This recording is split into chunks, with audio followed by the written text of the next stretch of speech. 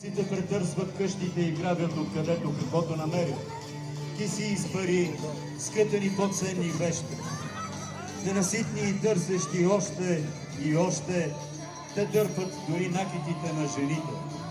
После посядат доволни до паралиите и заставят най-гиздавите моми да им принасят за голяи насред мегдана, правейки планове как после ще ги вържат с въже и отведат далече от дома в робство.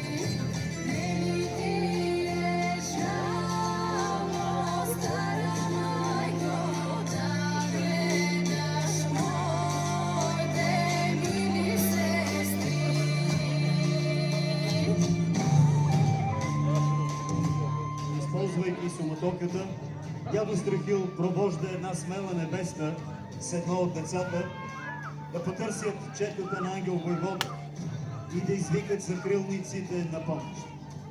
Двете побягват бързо, ала това не остава скрито за Мустафа, който мигновено стреля по тях.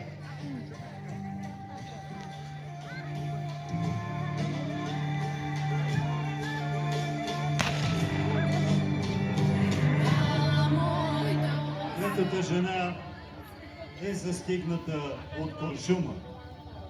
Тя пада тежко ранена и безпомощна, но в очите й продължава да гори ненавист към насилника, а душата й жадува за възмездие. Със сетни сили тя подкамва детенцето си да продължава да тича, за да намери хайдутите, и то милото хоква с всички сили.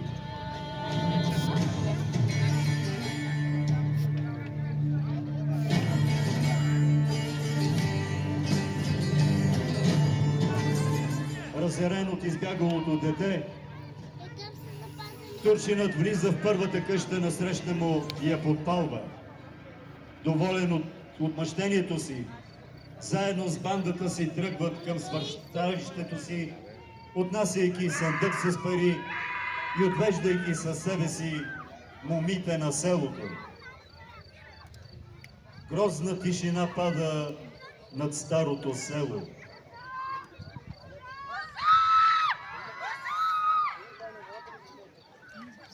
Толкова тежка, че може с нож да я срежеш. След кратко объркване, хората от селото се окопитват и започват да тичат с менчета с вода, за да гасят подпалената къща, с надеждата да спасят, макар и скромна, покъшнината на своите бедни съселени.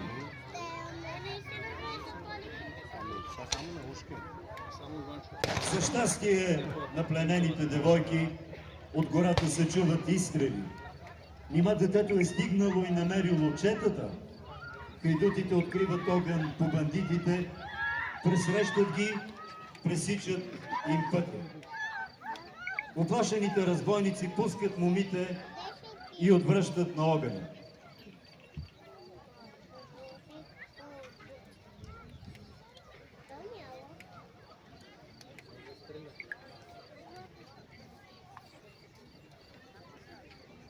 Част от тях успяват панически да избягат и се скриват в своето смърталище.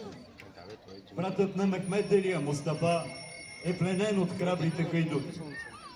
Ангел Войвода Се много гледаш, кога го снима. влиза в селото. Всякъде фанаха още, ще се завърши. Ето иде да пали къщата, само